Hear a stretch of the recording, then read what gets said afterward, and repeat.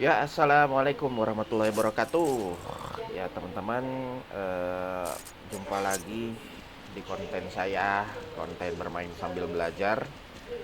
Jadi hari ini kita akan bermain biasa ya, Counter Strike 1,6 sambil kita membahas isu-isu yang lagi asik aja, oke, yang lagi happening aja. Sebelumnya ya kita mulai dari awal ya, ini soalnya bekas tadi tes main.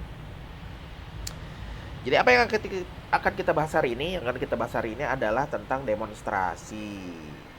Ya, hari ini itu di jam saya lagi main ini adalah akhir-akhir bulan Agustus, dan kita tahu, bukan kita tahu, apa kita tuh diinformasikan lewat media sosial dan lewat berita bahwa ada rencana atau ada isu eh, adanya demonstrasi begitu ya di akhir-akhir bulan Agustus ini. Sebelumnya kita pilih dulu ya. Biasa di map yang favorit kita ini ada Vertigo, kita pilihnya Tero, eh Gorilla Warfare aja. Si ikat kepala merah. Oke, ya gitu teman-teman. Jadi di akhir-akhir Agustus ini itu santer banget adanya informasi akan ada demonstrasi besar-besaran ya. Wah, kaget, dapat dari muncul dari mana dia?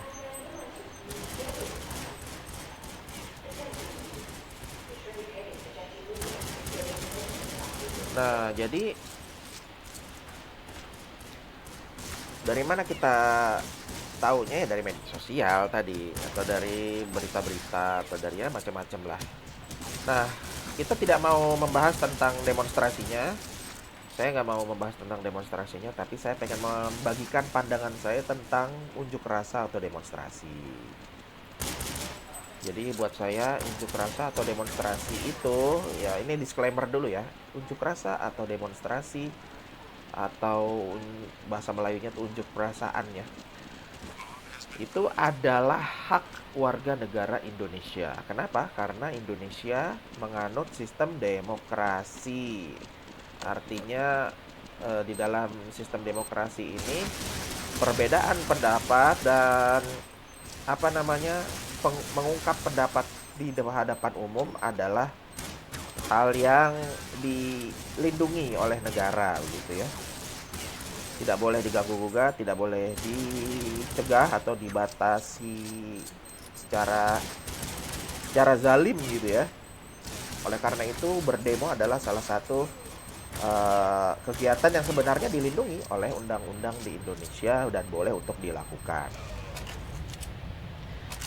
Nah, berarti nggak apa-apa dong bahas itu. Kamu dukung demo dong, Suban? Oh, sebenarnya saya pengen mengungkapkan bahwa tidak kayak gitu ya.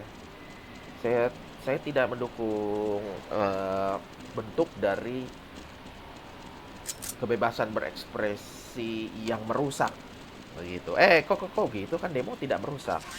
Begini teman-teman, kalau kita melihat bentuk dari demonstrasi, demonstrasi itu kan sebuah bentuk mengungkapkan pendapat atau protes di muka umum yang dilakukan dengan beramai-ramai, dengan chanting atau berteriak-teriak gitu ya.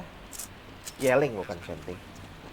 Dan menjadi salah satu bentuk protes yang banyak sekali dilakukan, terutama saat ada penolakan terhadap program ataupun tentang kesalahan dari pemerintah begitu. Ya, udahlah, kita tahu demo itu apa. Saya cuma ngejelasin sedikit aja.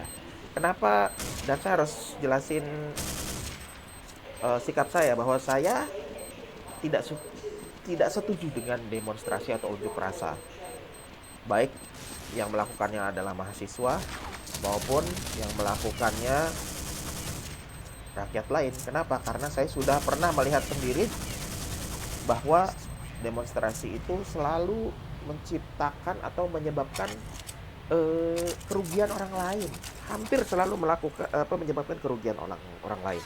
Kalau teman-teman ngeliat nih ada demonstrasi, biasanya kan di jalanan akan ada yang namanya pengalihan arus lalu lintas, akan ada namanya penyempitan jalur, akan ada kemacetan. Nah, kalau udah ada kemacetan, apalagi kalau eh, demonstrasinya itu dilakukan di hari kerja, akan merepotkan, akan menyusahkan orang-orang yang harusnya hari itu bekerja. Mereka akan apa namanya terjebak kemacetan atau terlambat masuk kantor yang biasanya mereka bisa masuk kantor tepat waktu atau lebih awal. Sekarang mereka malah harus apa namanya harus terlambat, dan mungkin dari keterlambatan itu akan ada kerugian gitu yang mereka hadapi, mereka dapatkan, seperti misalnya mereka bisa jadi dipotong ininya apa uang makannya, seperti mereka misalnya eh, dimarahin bosnya kan, atau ada target-target yang tidak bisa mereka penuhi karena terlambat. Itu satu ya, ya artinya gini ya, kerugiannya mungkin pada sebagian pekerja itu mereka bisa berkurang ininya pendapatannya. Bagi bagi yang kuliah juga mereka bisa terlambat masuk ke kampus, yang sekolah juga terlambat masuk ke sekolah, kayak gitu ya, sehingga bisa merugikan banyak sekali pihak kalau menurut saya. Belum lagi misalnya nih, kita tahu sendiri bahwa demonstrasi kalau udah diikuti oleh banyak sekali orang, protesnya sudah berkembang jadi kemarahan, ya bisa disusupi oleh pihak-pihak yang jahat gitu untuk melakukan kerusuhan, untuk yang melakukan yang namanya pengerusakan, untuk melakukan yang namanya penganiayaan. Bahkan kita tahu dengan adanya penganiayaan atau pengerusakan itu, ya pihak keamanan bisa jadi ada alasan untuk melakukan represi, melakukan tindakan-tindakan yang lebih keras begitu ya. Rawan lah, intinya rawan disusupi, rawan dijadikan pion-pion gitu. Nah, selain itu juga seringkali kita melihat bahwa demonstrasi itu, apalagi yang disusupi oleh kemarahan, itu menyebabkan kerusakan infrastruktur dan fasilitas yang ada di lokasi demo itu. Ada lampu pecah kayak demo tahun kemarin tuh, bulan Agustus, halte busway dibakar, lampu dipecahin, pagar ada yang dirusak, dicabut, dan yang lain sebagainya. Mobil ada yang dibakar, luar biasa. Apakah itu pendemo yang melakukan? Kita nggak tahu. Bisa jadi ada yang menyusup, bisa jadi ada yang memanfaatkan situasi, bisa jadi ada orang yang memang pengen melakukan kriminal, pencurian, pembakaran, kayak gitu loh. Jadi, dan itu mungkin udah ratusan kali terjadi gitu. Itulah dia kenapa saya tidak setuju dengan demonstrasi, karena tadi kerugiannya tuh banyak banget. Nah, dari demo-demo seperti itu, apakah aspirasinya berhasil tersampaikan? Kadang-kadang iya, dengan harga yang mahal tentunya. Tadi ya, ada mungkin sampai ada yang korban jiwa, ada korban luka lah, segala macam, kerusakan infrastruktur. Ada juga, sering juga, bukan ada juga, sering juga tidak tersampaikan dengan baik. Bahkan ditolak mentah-mentah oleh pihak yang dijadikan target demonstrasi gitu. Ya, saya nggak usah sebutin kejadian-kejadiannya ya, udah banyak kejadian. Mungkin teman-teman sendiri pernah merasakan hal seperti itu bagi teman-teman yang suka demo. Gitu. Itu alasan yang menyebabkan saya tidak setuju dengan demo. Nah, sekarang alternatifnya apa dong? Bagaimana cara menyampaikan aspirasi atau protes kita kalau kita nggak pakai demo? Gimana caranya? Nah, teman-teman, demonstrasi atau unjuk rasa itu ternyata memang bukanlah jalan resmi untuk menyampaikan aspirasi. Jalan resmi menurut tata negara kita, mekanismenya adalah dengan menyampaikan aspirasi lewat wakil rakyat yang sudah dipilih, yaitu DPR, atau lewat DPRD provinsi, lewat DPRD kabupaten kota. Nah, itu yang pertama tuh, yang memang sudah dipilih kayak gitu. Sudah orang-orang yang sudah dipilih untuk melakukan hal itu. Tugasnya memang menyampaikan aspirasi mereka. Ada lagi DPD ya, Dewan Perwakilan Daerah. Itu juga tugasnya seperti itu. Nah, tapi saya nggak suka dengan DPR DPRD ya, mau nggak mau ya itunya apa namanya itu mekanismenya gitu, itu mekanismenya. Bagaimana kalau saya nggak mau, saya nggak suka, dan saya nggak percaya sama DPR atau DPRD atau misalnya DPD, ada dong yang kayak begitu ya, hak mereka juga nggak mau percaya kan. Nah, saya punya usul kalau begitu, pakai dua cara lain. Satu, sampaikan aspirasi, titipkan aspirasi lewat tokoh-tokoh nasional atau tokoh-tokoh yang dihormati oleh target demonstrasi kita. Misalnya kita mendemo, eh, targetnya itu menteri, maka ya yang lebih tinggi menteri atau tokoh-tokoh nasional, tokoh daerah yang paling dihormati. Nah, itulah kita titipkan eh, aspirasi kita kepada beliau kayak gitu. Siapa saja contohnya? Contohnya ada misalnya nih tokoh nasional, saya kepikirannya kayak yang dihormati banyak politisi atau tokoh nasional tuh ya, kayak seperti Yusuf Kala kayak gitu ya. Seperti misalnya Pak SBY sebagai mantan, atau bukan sebagai mantan presiden, sebagai presiden terdahulu, itu juga cukup dihormati pimpinan partai kan beliau.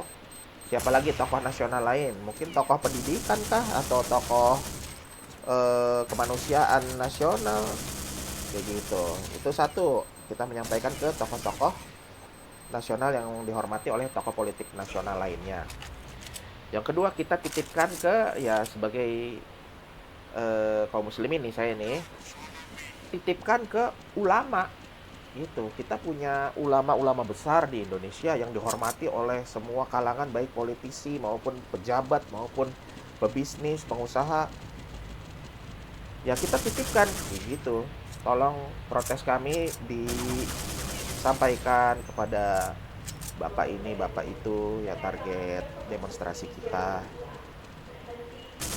Dan menurut saya hal tersebut ya decent lah, mulia lah kayak gitu ya. Efektif kok insya Allah kalau misalnya kita percaya pada ulama, dan ulamanya ya insya Allah amanah begitu kan, ya akan disampaikan langsung dan didengar. Kalau yang berbicaranya itu memang tokoh ulama atau tokoh agama kayak gitu ya, akan didengar. Kalau misalnya dia mungkin target kita pejabatnya itu pejabat Kristen, ya bawa, kita titipkan pendeta pada pendeta nasional yang dihormati, dikagumi oleh beliau, supaya aspirasinya disampaikan langsung oleh tokoh tersebut.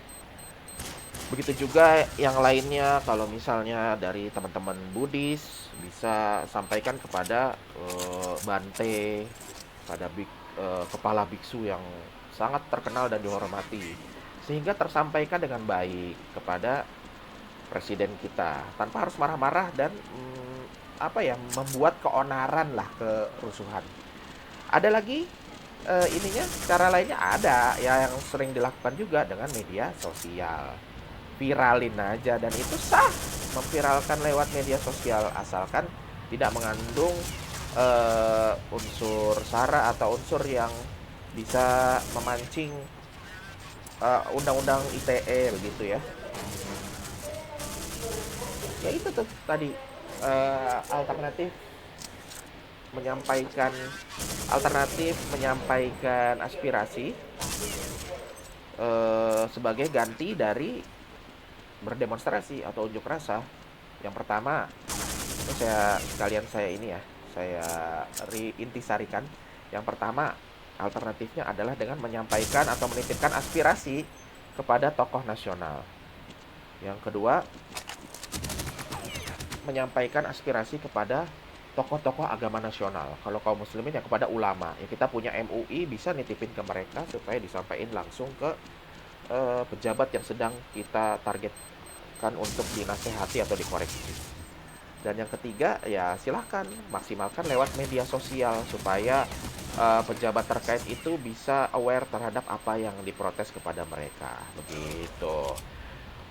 Nah, bagaimana itu kan tadi caranya. Bagaimana supaya cepat terlaksana atau tersampaikan atau benar-benar protes kita itu tidak hanya didengarkan sampai tapi juga langsung ditanggapi, langsung dilakukan perbaikan.